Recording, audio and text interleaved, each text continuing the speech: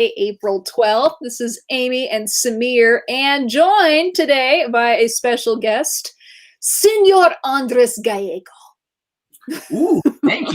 Thank you so much for that wonderful Andres joined us back in January. We were trying to remember exactly when that was. And he requested that he joined us today because today is his Patreon pick. And here we go. Yeah, Luke's excited. Luke's but Andres, how you doing? Samir, how are you doing? Happy Monday. Happy Monday. Monday. It's Monday. Other than that, fine. Good. Oh, yeah, good. It's great, just kind of this is technically kind of my Sunday, so it's like, it feels like the week is about to start tomorrow, if that makes any sense.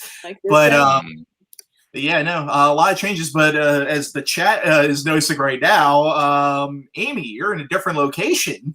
I am. Our house is getting some work done on it, and we relocated.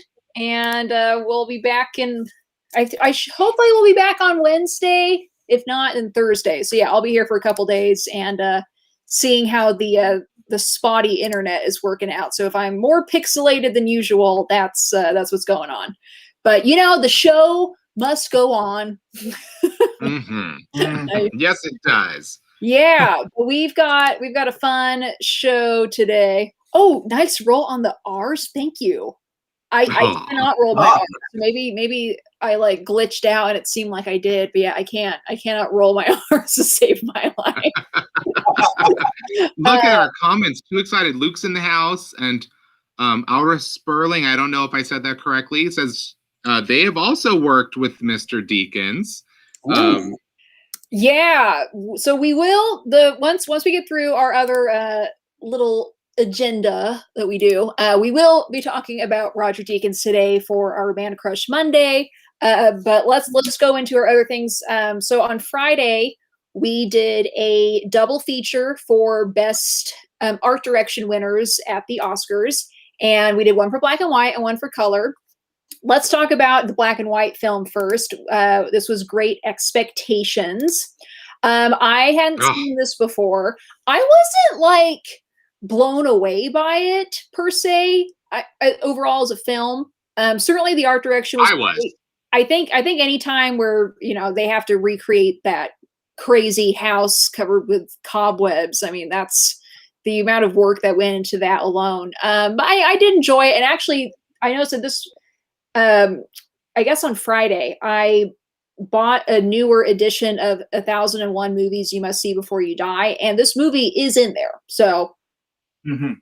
With good reason. It's generally considered one of the film's greatest literary adaptations. I genuinely concur with that because I have not seen any other version of Great Expectations that captures this novel. This novel is almost impossible to adapt to the screen in terms of capturing everything in the novel. And I mean, like we said on Friday, Charles Dickens novels are practically written to be made into movies.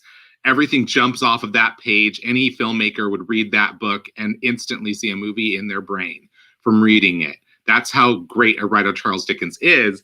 And I thought they captured all of the important things from this novel better than any other adaptation I've seen of it, better than pretty much any other Charles Dickens adaptation I've seen, with the exception of Oliver Twist, which was also by David Lean. David Lean did both of these, captures the dark and the light, the humor, the richness of the characters, just better than anyone. This is like a favorite film of mine, a favorite film of other people that I watch movies with frequently. It's regarded this highly for a very good reason because it's difficult to capture all the intricacies of that novel in 2 hours. Just go back and read the novel again and then try to figure out how you edit that down to 1 2-hour film. Yeah, I can crazy, see that. But I just visually, I also think Miss Havisham's Home. No other film has done Miss Havisham's Home better than this. Yeah. That by itself won that Oscar. I mean, yeah, we watched this for the art direction. Yeah. Go ahead, Anders. Well, I mean, in that detail, that's where the black and white really does shine through and come in and give you more of an atmosphere than what. I mean, there was the '90s version with Gwyneth Paltrow, if I'm not mistaken. But even that one kind of didn't capture as big of an atmosphere as this one does, and they had far fewer things to work with back then in the '40s. So, I mean, and also, like you're saying as well, Amir, is that this is hands down one of the best adaptations. And it's also just kind of just one of the best black and white films just out there in general. I mean, like when you have a master craftsman director like David Lean at the helm, it's easy to find so many great likable things about it. So yeah, no, absolutely, I agree with you wholeheartedly.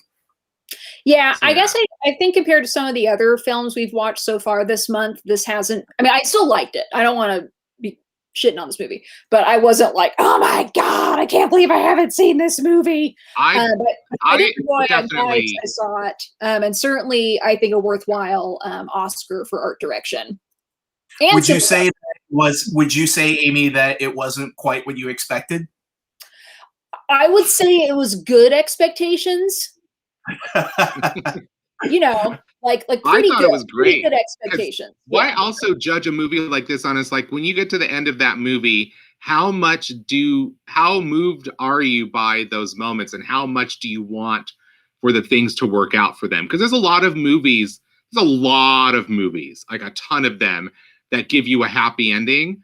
But when you get to that part of the movie, I don't really give a shit if they get that happy ending or not. I am not like, there's nothing in me that's like burning, like I really want this to happen for these people. I really want. This movie got the characters so well that I felt that at the end of the movie. I really wanted her to be that guy's daughter so that they could be together. Like, it's magic that you can write a book that gives you a happy ending that makes you yearn for it so deeply. Because like I said, there's so many other crowd-pleasing films that go through light and dark that like I just don't care. That other people love. Lots of people love these movies. Some of these movies, and I literally am just like, yeah, watching it. But when you watch a really good Charles Dickens adaptation, you're like, oh please. You have been taken on this journey with them. But I don't know, it's funny. This movie seems like the kind of movie that you would show to a kid, when you on the surface, but the second you start watching it, I'm like, he's in a graveyard, being accosted by a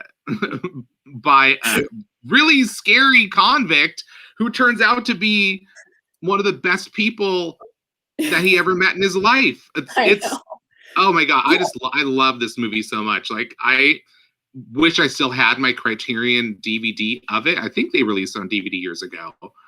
Maybe they didn't, but I had a DVD of this years ago that I lent to somebody and never got back. And I've missed it ever since. That happens. Because this is just like, when I want to watch a movie based on a Dickens novel, I go for this movie. This is the one I reach for. Muppet Christmas. But I think, Anders, you're right. There's certain things, black and white, that just work better in a black and white film. And this movie, I think, is a perfect example of that. So, well-deserved direction award. And then you get to color filmmaking. Oh boy, yeah. So with Great Expectations, if people don't watch this is on HBO Max and the Criterion app right now. But the other selection that we had was The Red Shoes. This is, I think, only the second time I'd seen this. Now this movie, second time only. I know. I'm pretty sure this is only the second time I'd seen it, and I absolutely love this movie. Like, everything about it. I don't think this won Best Cinematography, but I feel like it should have. No, I don't think it even got nominated. No. Their previous film, Black Narcissus, won Best Color Cinematography, but this didn't. Insane. Yeah, just like the plot. It's interesting, like, it's been so long since I'd seen this that, like, I've seen Black Swan, which is the movie that, again, people always bring up of these two movies together. Having, at this point, being more familiar with Black Swan and then revisiting this, it was amazing to see just how much they took from this movie with Black Swan. I know that Samir was talking about like that one specific shot, and as soon as it got to that, I was like, oh my god, I know this is exactly like what they do in Black Swan. And I thought it was nice that they referenced this movie, but oh my god, I loved it. Epic. I love it. I love it. I was chatting with Crystal as she watched it, because she started posting and tagging Book Club for Movies yesterday when she was watching it. And I was like, you're watching it now? I saw it was like 2 minutes ago. I'm like, oh my God, you're watching it now. And she posted the moment when Vicky first meets Lermontov. And even that simple shot of her standing in front of a candelabra, like, I would frame that as a great work of art in a giant ornate Art Nouveau frame and hang it in my mansion as something to glory at every single day. And that's just a simple shot with only a couple things in it. Every moment of this movie, they have packed every frame to the gills with details. It never feels overstuffed in a weird way. It feels like everything belongs there.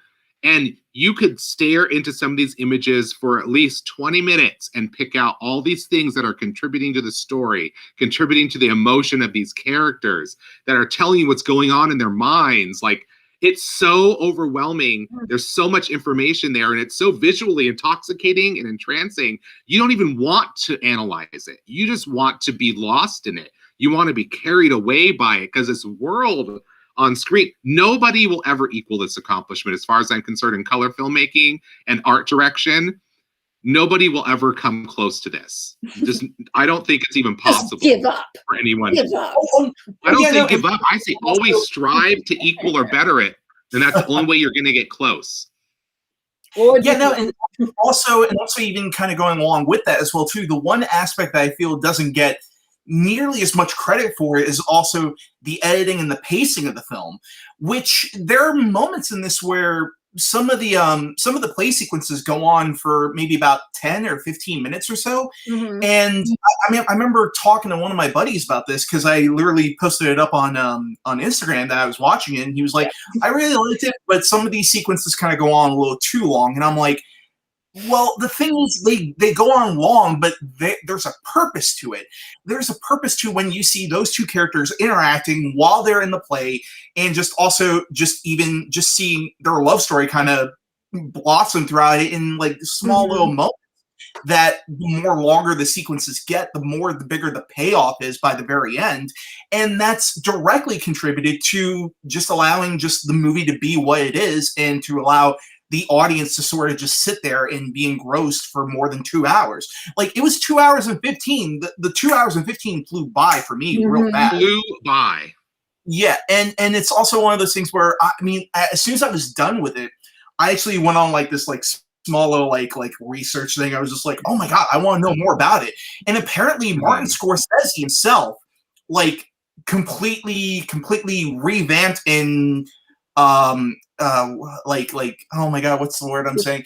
He restored the film entirely from like old assets. And there's a very interesting video where the film, when it was shot, because of the fact it was in color and it was a very early form of color photography, you actually had to shoot it on 3 different types of film that would capture a different color spectrum. 3 strip Technicolor. Yep. Exactly. And just the amount of work that went into making this movie look as good as it does on HBO Max and on the Criterion Collection, it's utterly mind-boggling at points. Yeah. And it's just pinnacle of what 3 strip Technicolor can accomplish. Obviously, I think the only other film that comes close in terms of its use of color and art direction and the use of Technicolor is like Meet Me in St. Louis. I think the level of color and detail and art direction in that film, I think, is the only color film that comes close. It's almost its equal in that sense. But this movie attempts such a larger than life story. Like, who knew you could blow up a fairy tale into this? You know, I mean, there's so many moments. Just think of like when she first learns that she's going to be the ballerina in the red shoes. Yeah. And they say, meet me. They tell her to meet. They catch her as she's getting ready to go out to a party, and she's got her little jeweled crown on and her big gown. And then they send her to this castle with these overgrown weeds coming out of like the longest, highest staircase you've ever seen. And there she is, picking up her dress with her sparkling crown, walking up this fairy tale staircase to this giant castle to meet with that. Like, just moments like that instantly puts you into this other world that they've created. And by the end, it's one of the most emotionally devastating films I've ever seen too, because really it's all of the art, every moment that someone thinks, oh, it's taking too long, every bit of that art is telling you about this choice between life, art, and death. What does art mean to you? Like that whole Red Shoes sequence, she goes into this nether world of all these creepy, like almost zombie-like creatures that are coming after her, and it's like the whole basic conflict of the story is written out in those images, like and in the art direction. And of course, you just hate all the men. At first, you think that her husband is like not a bad person, but then you more than anyone should understand what she feels like. You left this situation because you wanted to be, or you wanted to do what you wanted to do. You couldn't create and work under this person, but you understood that you couldn't give up your music. You couldn't just stop doing it because your partner was great at the art that they do. It's like, no, she supported you when you wanted to leave, and she gave up a lot of her popularity and fame for that. And then when she tries to reclaim it, he doesn't understand why she wants to be the best that she can be, and that as horrible as this other person is, that this is how she gets there. And as an artist with that kind of talent, you should know. You more than anyone should understand what your wife is going through, and instead you abandon her and you take time out to make her feel like shit. Yeah. And then say that you're leaving her because she wants to. I just like, it was when he does that to her, it made him almost as bad a monster to me as Lermontov.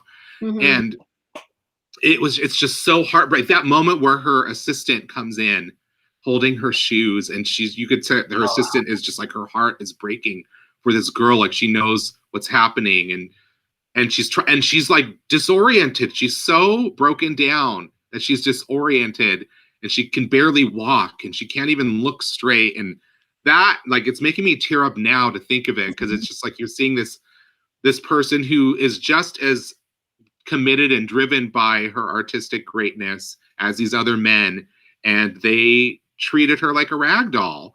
And it hurts so much. And I was watching this with a friend of mine who had never seen all of this movie, but he loves Black Narcissus. He loves Powell and Pressburger, but he's like, I watched this movie like 20 years ago, maybe 10 years ago on like, a bad DVD. And I just kind of watched the Red Shoe sequence, and I hadn't really watched the rest of the movie. But until that night, I think it was Saturday, we watched it. He was like, oh, Black Narcissus is my favorite of all their movies. And then we're watching this, and he's like, I have a new favorite. Because you just can't, like I say, like you can look at this every time you watch it, it feels fresh. Nothing feels dated. And emotionally, it just like I can relate to everything that's going on with these characters. I feel everything coming off of it. This is what great art direction does. Like, it transports you so completely. And there's so many, like I said, so many little details. Like, I could watch this again. I almost watched it again immediately. Like, because I just wanted to take this journey again, as sad as it was. Yeah, this movie really is timeless. Absolutely. It doesn't feel dated. I mean, this is also from the 40s too, right? 1948. Yeah, 48. And it's still just, this could have been made last year. But probably it feels like it. It's so nothing about it feels antiquated. Well, with Scorsese's restoration with that, it really does allow you to see how much of that was captured just on film, and just just some of the production issues with shooting a movie in color. Because one of the things that people used to do back in the 30s and in the 40s was, because it was all in black and white, the color of a set would never even matter, just only the way you lit it. So, so in terms of just the added pressure or the added challenge of, now that this is in color, you're going to have to make sure everything matches in terms of lighting, in terms of color saturation, and also just in terms of set design, that people will not be able to see through, the spit and tape that's holding the sets together at certain points. So if you look at some of these older James Wales films, you can see that they're clearly reusing like walls and sets between movies and all this other stuff. Whereas with this one, it just kind of felt like I did a little bit of research and I found out that they did a whole bunch of their production photography within a studio itself, even during some of the exterior scenes as well. They're in Monte Carlo. Yeah. So it's kind of one of those things where you're like, wow, they made an exterior look like, they made an interior look like an exterior, and I never questioned it, not even for 1 second. And it's truly, as Martin Scorsese put it, it's truly a masterpiece. Truly. Yeah. Truly. He has the most extensive collection, I think, of Red Shoes memorabilia. So a feature on the DVD from Criterion has a virtual tour through Martin Scorsese's collection. There is a triptych. There is this triptych poster. It's 3 separate posters for the Red Shoes that are part of a triptych that he has found and framed and displayed in his home as a triptych. Like, he has tons of stuff from this movie. He is very passionate. I don't remember if it was this movie or Tales of Hoffman, but him and George Romero grew up in New York City, obviously. And, before video, what you'd have to go rent a print. So, like, they would go to, like, this place to rent a copy on celluloid that they would run on their own projector to watch. And they would go to, I think it was this movie and Tales of Hoffman. So Marty would come in and he'd be like, oh, I want to rent this again, and then they're like, oh, sorry, it's not available right now. It's rented out to George Romero at the moment. And so then George Romero sometimes would come in. He's like, I gotta get a copy of the Red Shoes. I want to watch it again. I'm like, oh, sorry, Marty. And whenever they felt like watching this movie, and every time they did and it wasn't there, it was because the other person had it. So it's like you have Martin Scorsese and George Romero, 2 vastly different filmmakers who are both driven to love this movie. They see the macabre, they see the film painting, music, like everything in one. Like, I can't, like, time for Name That Movie. Now I'm gonna go ahead and I'm gonna hide Andres and Samir. We'll still be able to hear you guys. I'm just hiding your video. That's fine. I can make my screen a little bigger. All right, so here we go. So you have to guess what the movie is based on the images. So here we go. Ooh. Oh boy. Oh, like, come on, giving it away. Well, I haven't seen this, so I didn't know. I haven't seen this. You didn't even know that his name was Jake LaMotta? No. You talking to me? See the title is what got me on that, because I know, because I'm like, oh, that looks very familiar, and then it's like, oh, wait a minute, no, it can't be Raging Bull, but yeah, no, there it is. Okay. Once you get, okay, all right. Oh, this one's easy. The first one gives of my tongue.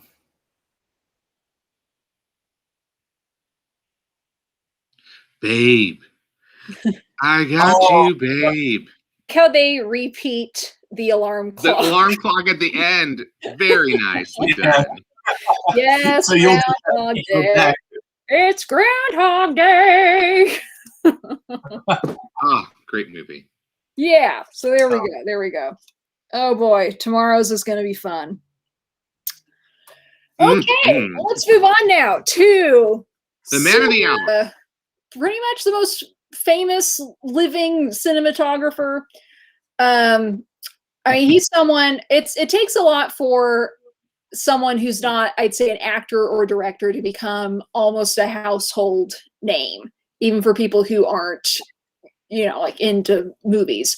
I think I've mentioned this before. The one day I did background work on Hail Caesar, one of the most exciting things, and that was an exciting day anyway, of me just doing background, but getting to see him at a distance, beginning to see him actually sitting behind a camera was really cool, even if, me just being my little nobody background person. But Sir Roger Deakins, he was born in England, May 24th, 1949.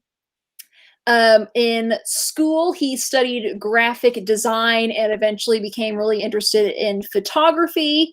He applied to the National Film School but he was denied admission because his photography was considered not filmic enough. He worked on his photography for the next year and then eventually was allowed to study film there. Imagine being the film school that said that to Roger Deakins. I know. After that, he started working in film as a cameraman, and just kind of worked his way up, working in TV, working on documentaries, and eventually started working on some feature films.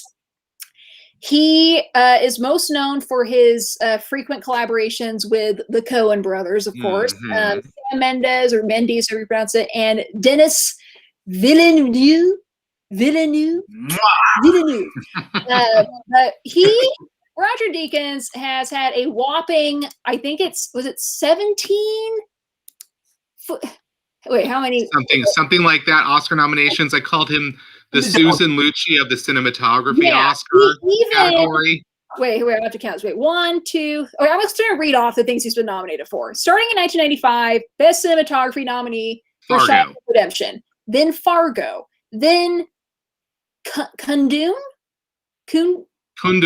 That is a Martin Scorsese movie. That's the one movie I haven't seen out of these. Oh Brother, Where Art Thou? The Man Who Wasn't There. In 2008, he was nominated twice and still didn't win. He was nominated for No Country for Old Men and for the assassination of Jesse James, which I think he should have won for that. But that year it went to There Will Be Blood, which is also good. But the fact that he was nominated twice in 1 year, that's only happened, I think, one other time.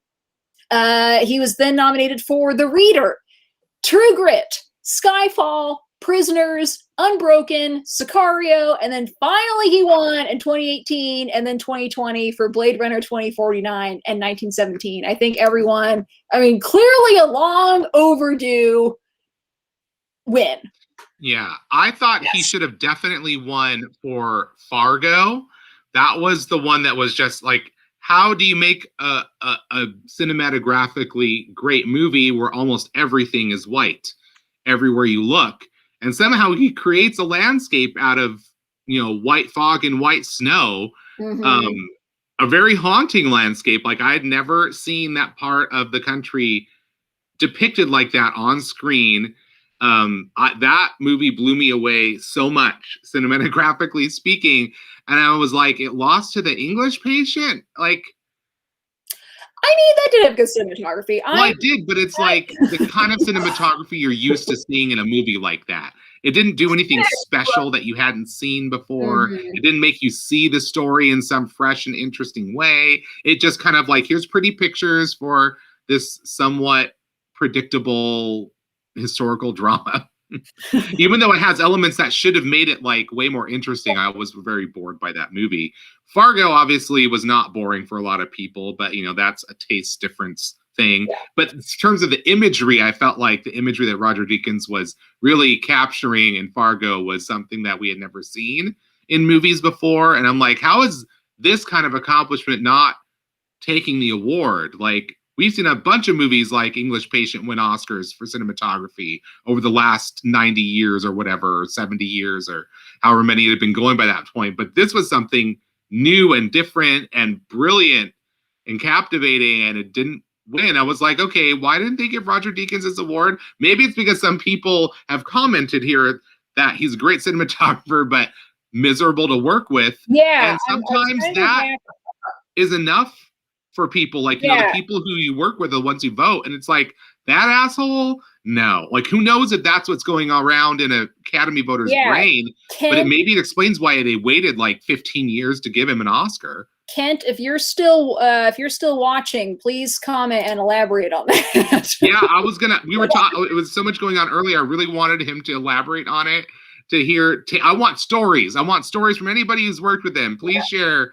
I believe, who else worked with him here on Owen. Owen worked with, Aura said, it was hard to work with.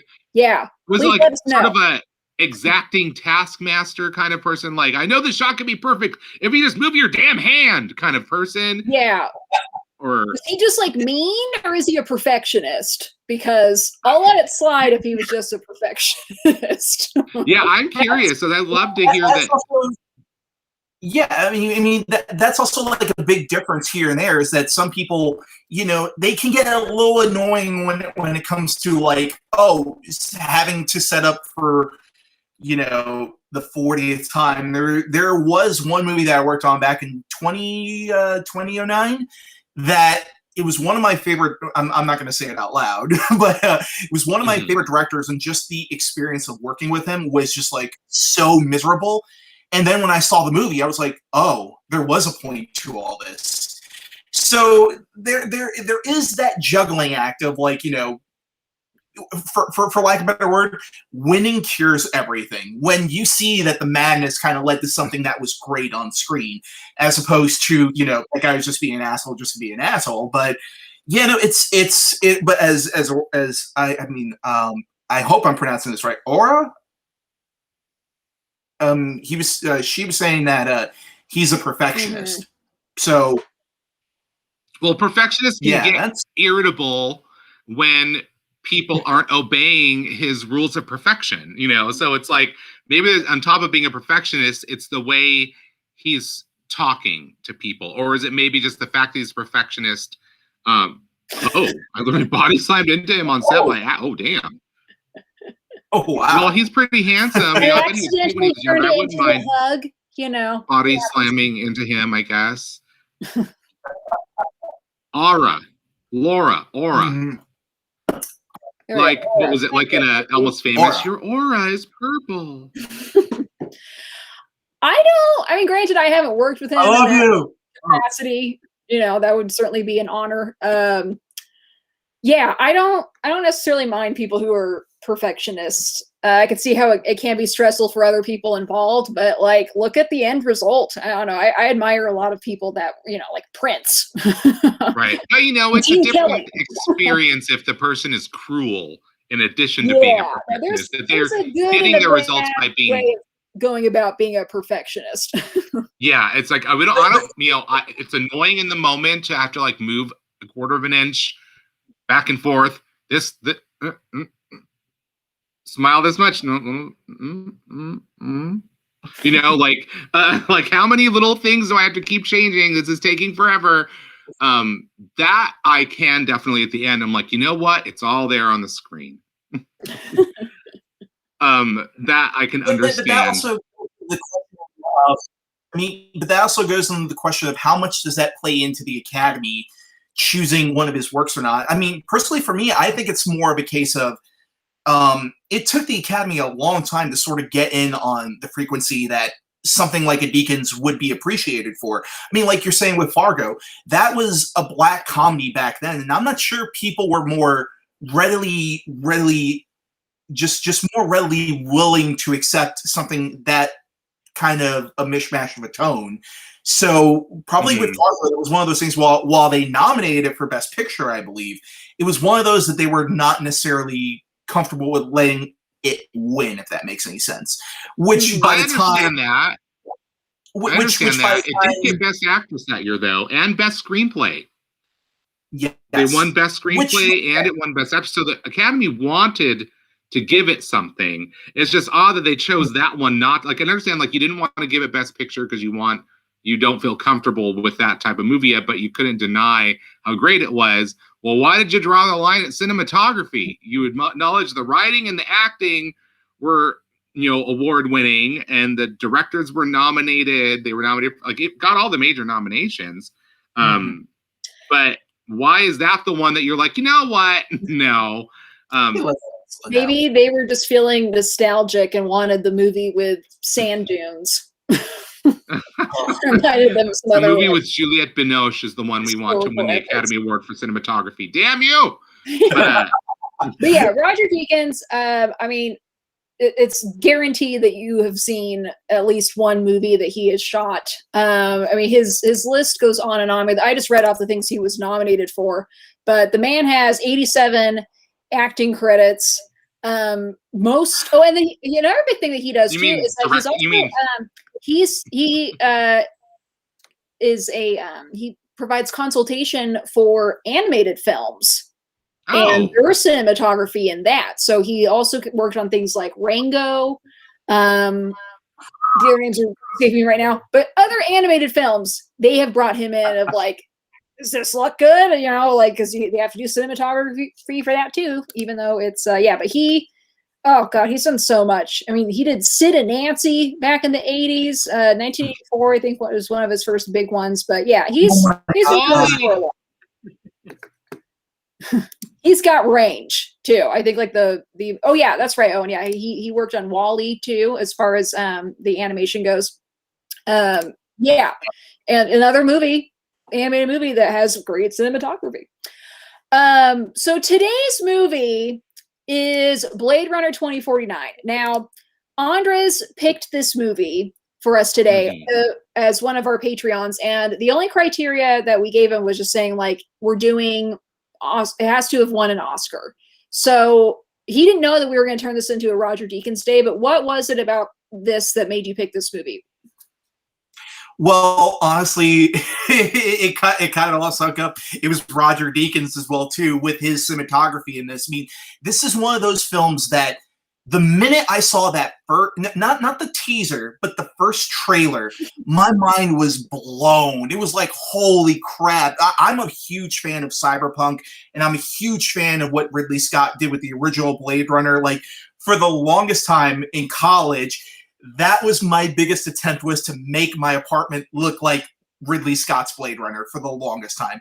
And just seeing this on screen, on the big screen, and just the washes of color, just how they made the future look a little different. And with the fact that the original film is actually a very stark film, this film is actually a very, very bright, and it actually plays with colors far more than the original film does. And so this one was arguably one of those that I think is Roger Deakins, is one of his best pieces that he's ever done. I mean, in terms of just the simplicity of his shots and just how he communicates certain things cinematically as well, without getting too film schoolish about it. No worries. But this is one of those movies that literally I remember seeing it in IMAX over at the Chinese Theater in Los Angeles, and just my mind was blown all the way through. And it was one of those that even still this day, my buddy Steve, who we were celebrating his birthday on the day this came out, and he's also a huge Roger Deakins fan as well. I actually told him I was going to be on this. He's like, oh my God, you're going to be discussing The Master. But yeah, it was one of those experiences seeing that completely just it's indelible in my mind as one of my all-time favorite movie-going experiences ever. And it's a credit to Roger Deakins' work, and it's a credit to how he frames certain things. So it's fantastic all the way through. Yeah. Do you think that people, if for whatever reason, if someone has not watched Blade Runner in a long time, or maybe hasn't seen all of it or whatever, is it going to be difficult for them to follow along in this movie? Or is it kind of set itself up as just this another story that is sort of like in tandem with that in this world in the future, but you don't need all the plot details of the first one to understand what's going on in this one? I actually watched this last night, given that I wasn't going to be at my home with like my nice big TV, so I wanted to make sure I watched it then, instead of watching it on my computer. And I have seen Blade Runner a few times. It's been a really, really long time. And I think even right at the very beginning of the movie, they give a little description of like what the replicants are. These are what Blade Runners are. So I think they kind of break it down. I mean, when I saw this in theaters, it had been quite a while since I'd seen the first Blade Runner. And I think I had a thought too of like, do I need to go back and rewatch it? Is this really supposed to be a direct sequel? Like, what is this? So I would say, I mean, the first Blade Runner is also really amazing in its own right. So I always recommend, go back and watch it, but I would not say it's a requirement as far as knowing what's going on. Yeah, but in terms of, as Owen said, the world building, it helps to have that context of the first film, so you kind of feel like you're in the world already in a way, and then mentally it's like you're kind of set up to capture different things in the story because you're not mentally reconstructing something from memory of the world, I guess. So I was just curious how that would be for some people, because I feel like it's been a long time for a lot of people since they've watched the first one.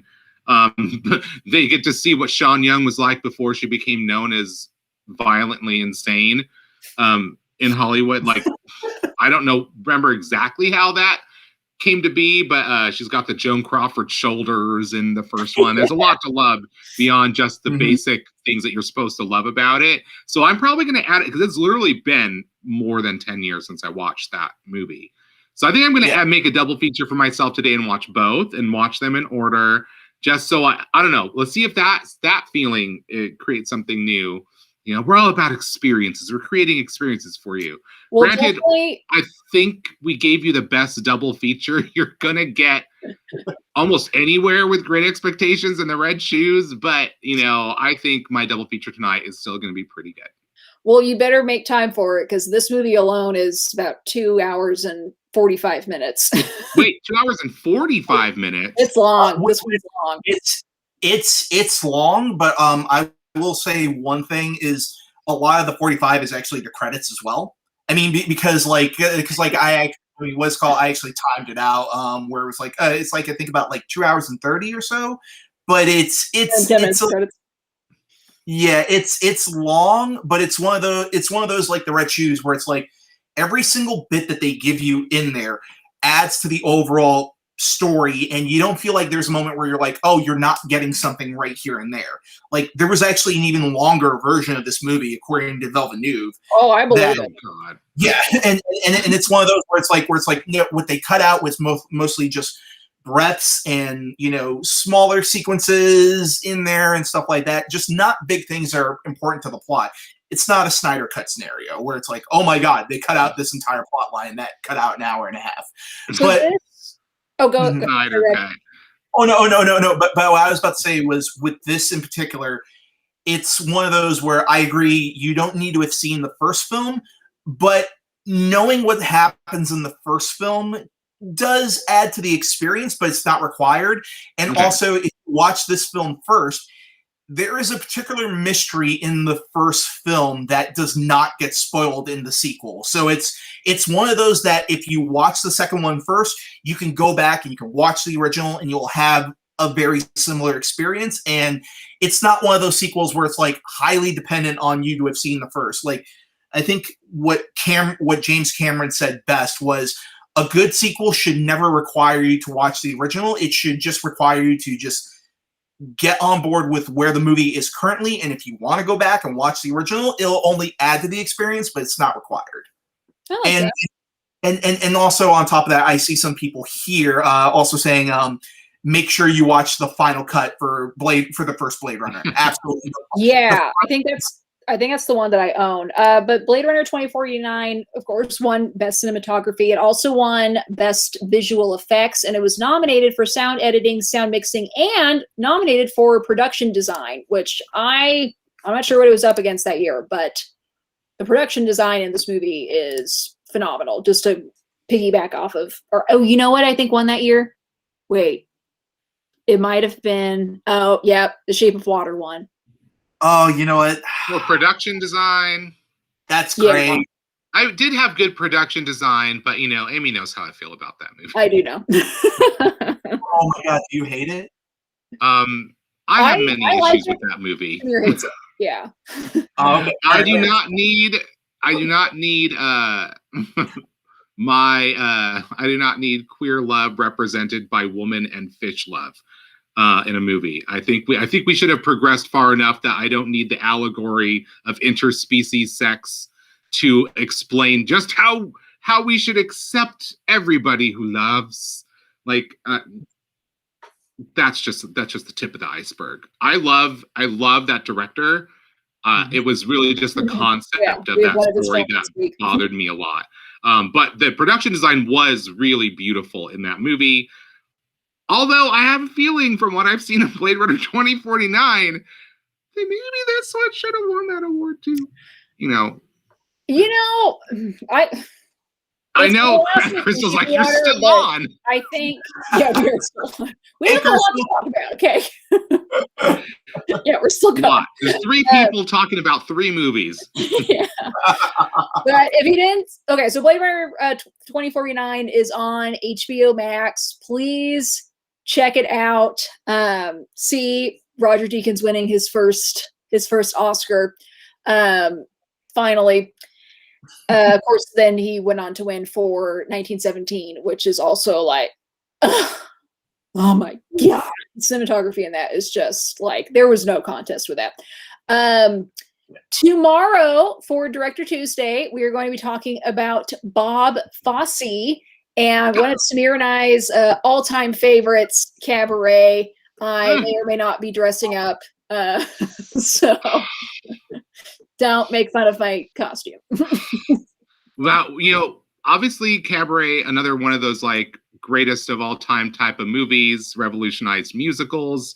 The movie I really wanted to show is just not available anywhere to stream at all in any form. You can't even you can't even find it like bootleg video of it. It is just very, very, very tightly kept from anyone seeing it online in any form. I do not know why. I really don't know why.